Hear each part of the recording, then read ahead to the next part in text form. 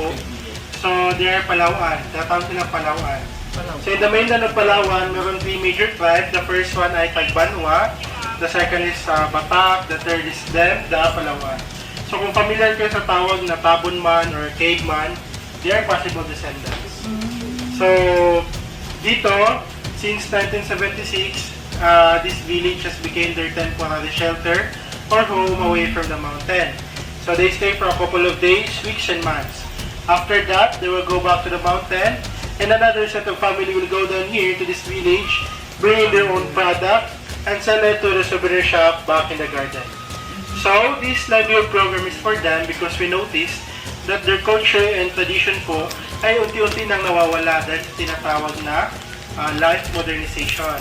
But with this program, we're able to encourage them to continue and to practice their culture and tradition by sharing to our local and foreign guests. So, wag po kayo mag-alala dahil some of them po can speak and understand Tagalog and a little bit of English. Dahil some of them have access to our education. Especially sa ating mga photographer and some of our youth. So, Bagdik. So, pakihawakan na lang po at pakipasa sa iba. Yan po pala ay tinatawag nila Bagdik. Yan po ay nanggaling sa gagta ng almasigat tree. At first po yan po ay sticky liquid. After a couple of weeks or months, it became solid. Katulad po ng hinahawakan po niya, tumitigas po yan.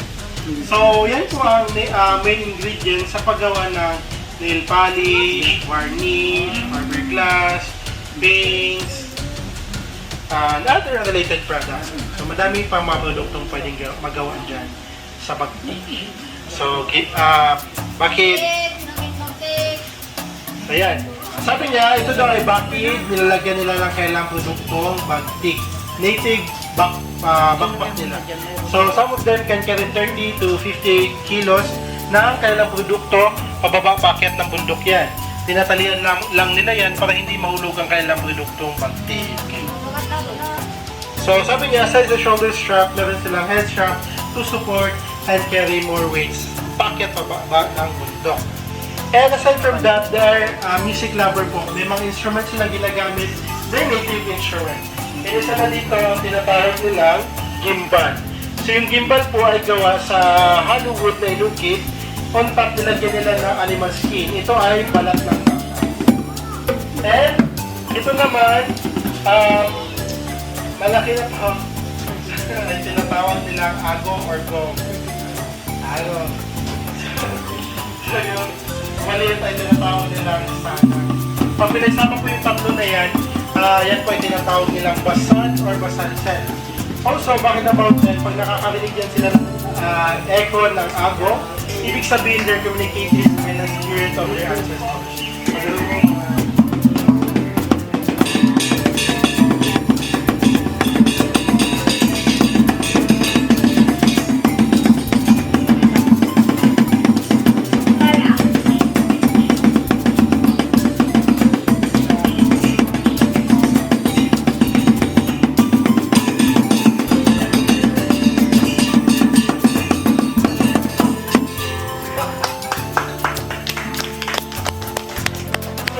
Hindi po sila sumasayaw to entertain us dahil ang pagsasayaw sa kanila ay sagrado, sacred po yun sa kanila.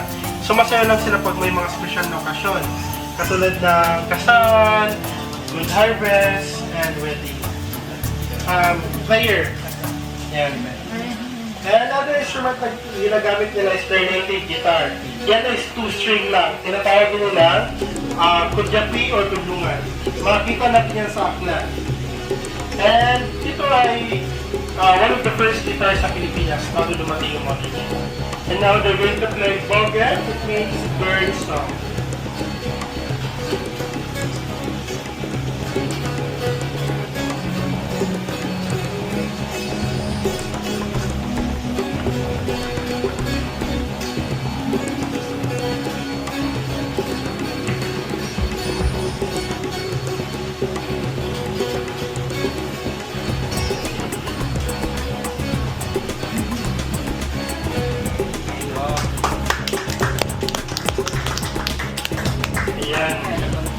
So next po, ito po ay tinatawag nilang Hey Meta, stop recording. Our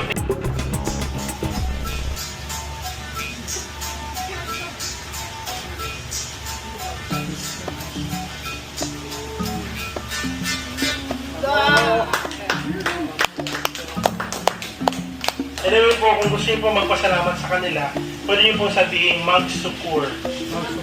Magsupor. That means thank you. And aside from that, they're hunter-gatherers po, nangangasa sila. So back in the mountain, that's part of their diet. So whenever they convert their spirit, gumagamit din sila ng materials, tinatawag din ng tapios para ma-imitate or makapy ang target. Tapios!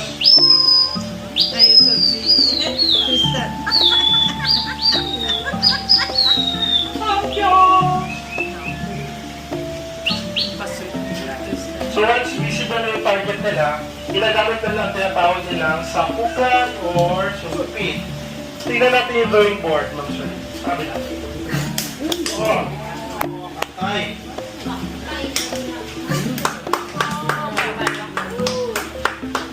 Wala.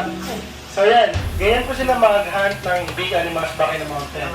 So according sa kanila, they can hit 30 meters farther than that by blowing. So, mas malayo pa dyan.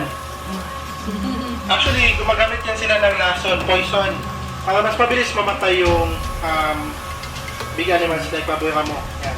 So, isa sa ingredients na ginagamit nila, itong tinatawag nila, dita. Yung alaman na to, yan, dita yan, tinatawag nila dita. So, yung dagta niyan, minimix nila sa other plants para makakreate sila ng lason ng poison. Pero, yung ginamit naman nila kayo na walang lason yun, so don't worry. Isa sa real dart na meron sila, makikita nyo sa frame na yan, yung kulay puti. Yan. Sa taas niyan, meron niyang lason.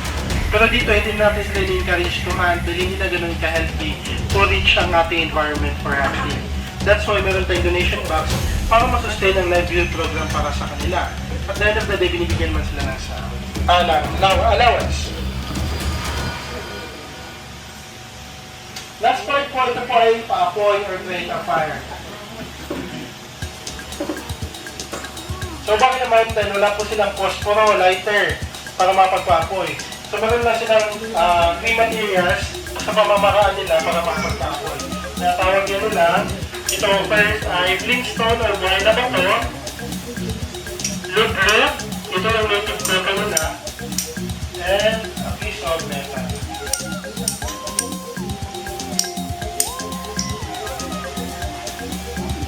Yung process po na yan, tinatawag nilang sandikan or friction.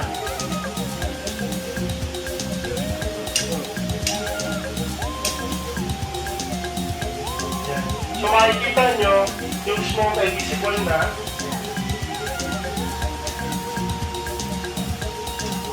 Ito-transfer nila sa dry grass.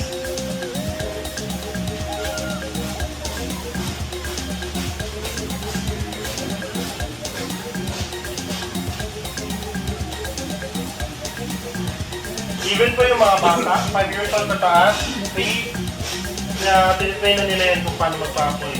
Yung iba, mas magaling pa sa akin.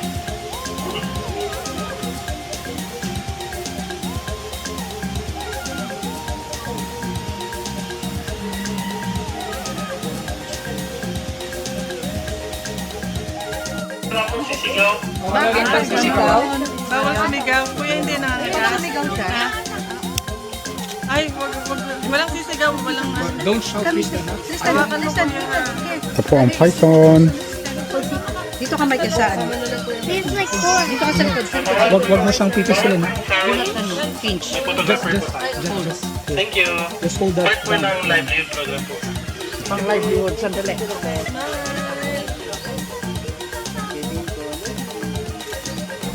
No, anak. Come, Tyrese. Ayun o. Anong pangalan nito? Ginger. Namumula na. Ah, Ang cute! Tumawak. tumawag ka.